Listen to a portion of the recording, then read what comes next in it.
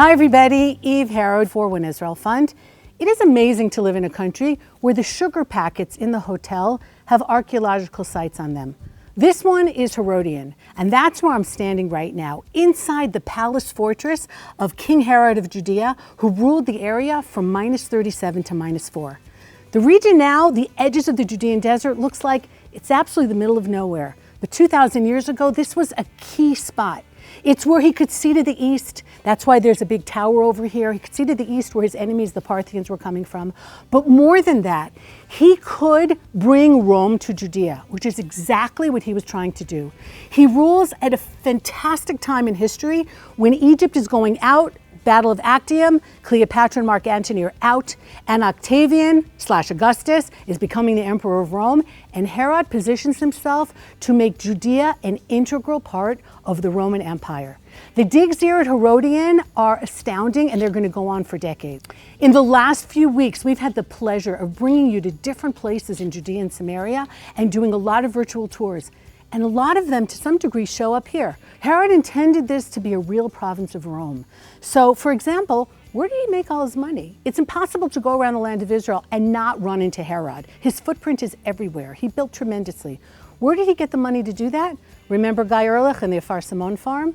Judean balsam, that's where. He had those fields. He built the port of Caesarea probably to be able to send this to Rome on the ships that were coming from Alexandria with wheat for the Romans to be able to feed their people. So much history in this area, so much a part of the Roman Empire he was trying to do that he even on the walls of the theater, he put a treatise, like a fake picture of the Battle of Actium, because that's the battle that changes everything, that Cleopatra and Mark Antony lose, and Egypt limps off the world stage, and Rome comes to power. And the color red, it reminds one of Sde Bar, because Augustus comes from the town where they mine Sde Bar. So with every little detail here, with smells, with colors, with the layout of the place that looks like it could have come out of Rome, with the bathhouse, with the wine, with so many things, Herod is saying, I'm the king of Judea, but I'm going to make Judea an integral part of Rome. And this is the balance that we constantly have. We want to be a part of the Western world. We want to be a part of the world at large, but we also want to retain our identity. And identity is something you could have a very long talk about here at Herodian. Was Herod a Jew? Did the Jews consider him a Jew? Did the Romans consider him a Jew? What did he think of himself? In the year 66, the Great Revolt against, way after Herod has died, decades after Herod has died, there's the Great Revolt from 66 to 73, where the temple in Jerusalem, just a few miles away from here, is destroyed in the year 70. And Jews come here. This is one of the places where they go to run away from the Romans. Everyone's heard of Masada. Herodian is on the way to Masada. So Masada goes down, it's the last stand in 73, maybe 74. Herodian goes down in 71. So we have found remains here of the Jewish rebels, of people who were here when the temple was still standing, and that's why we have mikvaot. Not only the Jews were still continuing to have families, but they were also still staying pure because they were alive during the time when the temple was still standing, and they thought that they were going back. Now where I am, this room right here, which was probably Herod's dining room, was possibly turned into a synagogue. We're not sure when, because there was another revolt that happened from 132 to 135 called the Bar Kokhba revolt. The temple has been destroyed. The Jews are hoping that it'll be rebuilt. Hadrian is the miserable, terribly mean emperor of Rome. And he's turning Jerusalem into a pagan city called the Aelia Capitolina, and the Jews revolt. And the head of that revolt is a man named Bar Kokhba, and it turns out that Herodian was no less than the headquarters of the Bar Kokhba revolt. He established a state in Judea, in more or less today's Gush Etzion. He established a state, and one of the signs of a state is that he minted coins. This is one example of a Bar Kokhba coin, and this I find the most poignant, because this is the symbols of Sukkot. One lulav, one etrog, one hadas, and one arava. But that's not how we hold by today. The reason that he did it this way is because his rabbi and his mentor and his spiritual mentor was Rabbi Akiva. And Rabbi Akiva's opinion, although it was a minority opinion, and that's why we don't follow it today, this was his opinion on what we should do on Sukkot. And this coin tells us the relationship between Bar Kokhba and his rabbi. Okay, he's going to mint his coin according to his Rebbe. There is so much to do here on Herodian. There's so many time periods of history. And one of the things that we still do until today is come here on Tisha B'Av, on the 9th of Av, into this synagogue and say Echa. to sit on the floor of a place where the Jews actually saw Jerusalem burning in the year 70. It's not like sitting on the carpeted floor of a synagogue. This is a phenomenal place to get into so many topics, much more than we have time for today. But just to give a taste of what is happening here at the edges of the Judean desert, where we can see the blessing from Jacob to his son Judah play out. Eyes red as wine, teeth white as milk. The perfect spot to be able to have vineyards and grow wine, but also do your shepherding and have your goats and have your sheep and have your milk. You see the blessing to Judah right here in the land.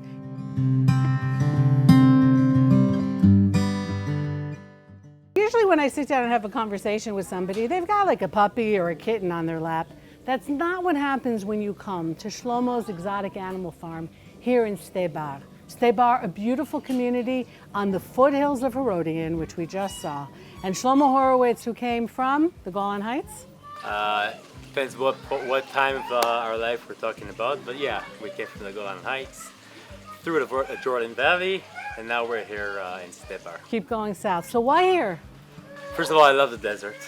I always loved the desert my whole life. I was always very, very obsessed with animals. And for some weird reason, my wife didn't want the animals in the house, so I ended for some weird reason, so I ended up building a private zoo. You can call it a zoo or exotic animal farm. Started with just a couple pets, but now we have here over 100 different species of exotic animals. Amazing. Including wild animals and whatever you want to call it. And you're the only place in Israel that has some of these animals, right? Yeah, we're on the only place in Israel that has some of these animals and that actually have everything hands-on. Okay. Because you do have zoos, you do have other places, but here it's mostly hands-on. A lot of very, very rare special animals you can really see from close. It's probably the only place in Israel where you can actually hold. Here, I'll go bring you. He just escaped. This is called a red tego. It's some type of dinosaur. He likes to give me kisses. Here, give me a kiss. He matches your nice. mustache. Yeah, very much. They all match my mustache. My camels match my mustache. My coatis match my mustache. Here, give a kiss to the people watching. Yeah, they're very nice. So this is a red tego. We also have a water monitor. It's one of the largest lizards in the world, except for a Komodo dragon, which we don't have yet. Hopefully we'll have that one later. Where does this guy come from? This one comes from Argentina, South America. We actually have here animals from all over the world. Africa, Australia. We even have Israeli wild animals that we get from the Nature Reserve Authority in order to be released back to nature, and some of them are not going to be able to be released, so we have them here. We got these from the Safari Wild Animal Hospital. You know, these guys are meant to be released back to nature. We actually are in a process of releasing them already. We had 16 of them. Now we have 6 left. If you can see up there, we opened up the roof. So they are actually already released. They can just release themselves whenever they feel enough whenever they feel they can just go out and hunt. Self-confidence. Exactly. So whenever they want, they can just leave. We still keep feeding them every day, but whenever they want, they're just gonna leave. So most of them already left. And, So you're doing some animal rehabilitation here too then? That's fantastic. we actually started this place from nothing. Like when we first came here, there was just like a small broken caravan on the field with a lot of rocks. No trails even to that caravan. So we just threw it in the middle of the field. No water, no electricity, and we like really built this place from nothing. And it's amazing. It's growing and growing more and more every year. It's still growing even now as we're talking. My workers outside are building a new fenced area for ostriches and for more animals to come. What do you do here with the kids? Actually, what's amazing about this place is that everybody likes it. All ages enjoy themselves here. Little kids, big kids, adults, old people, they all love it. Especially because of the rare animals, and also because you have, of course, we have a petting zoo for little kids, and we also have a nice collection of skulls, shark's teeth, fossils, anything that has to do with animals and science in Israel. Okay, this is considered to be the national scorpion in Israel. It's called Nevoy Recho, and it's the largest scorpion in Israel. We have here a male and female. They're beautiful, they're amazing. Let's see how they look with the UV light. See that? Oh, I love it. So beautiful. I'm also a Scorpio, and I just love them. They're very primitive creatures. Like they've been here much before us, before most creatures of the earth. I mean, scorpions came from the ocean. Now we have no scorpions in the ocean at all, but they used to be 3 meters. That's like 9 feet. They found petrified scorpions of 3 meters long, which used to live in the ocean. Now they can live in the driest places in the world. And what's amazing about these creatures is they actually have never changed. Like maybe their size has changed, but the way they're built, their stinger, their pincers, their legs, it all stayed. Nothing changed. Okay, if they sting, see this is a stinger. They do have venom. It's like a bee sting. It's like a bee sting, but he's considered to be a calm scorpion. So he won't just sting you. Like if you just put him on your hand and he won't move, he doesn't feel any danger, so he won't sting. He's not as sensitive as other scorpions. Other scorpions will sting you in 1 second if I even get close with my finger, because they have these very, very sensitive hair on their body, which any small movement of the air makes them very alert, or they might sting, but this one is pretty calm. Is this guy? This is an African pygmy hedgehog, albino. Oh, yeah, that's not their natural color? No, not at all. They're supposed to be brownish, and this one is totally white, albino. They have an amazing sense of smell. You can see how he moves his nose around. They also hear very well. Here, watch this. See that? How he jumps. And as small and cute as they look, they're actually predators. Really? Yeah, they like to eat different insects, but even scorpions and venomous snakes. He'll eat a venomous snake? He'll eat a venomous snake. He'll eat a viper. And they protect themselves with their spikes. Now, over here, they have regular nice soft fur. But if anyone tries to eat him from his stomach, so he can just roll into this ball. Yeah. Oh, what a cutie! A ball of spikes. There, see, he's saying hi to everybody. Say hi.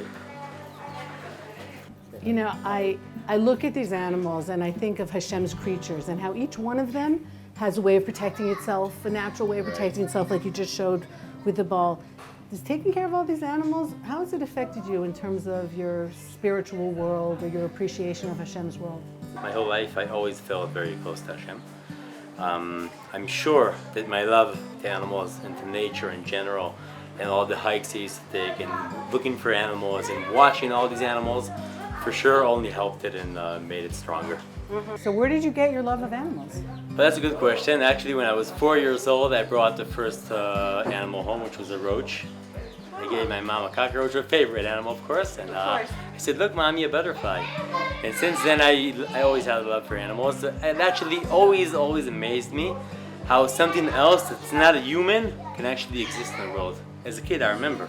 As a kid, I would look at these weird creatures. I was like, "It's not a human, but it's alive.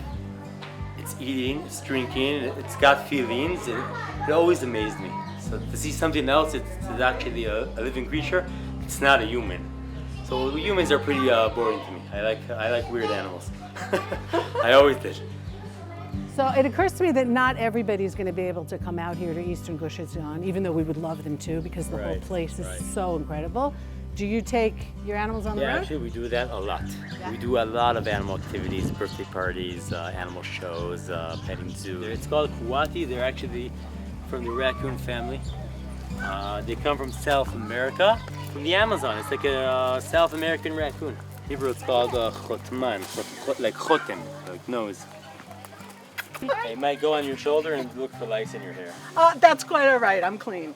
I don't need you, but I really appreciate the effort. Now she's gonna look for lice in my hair.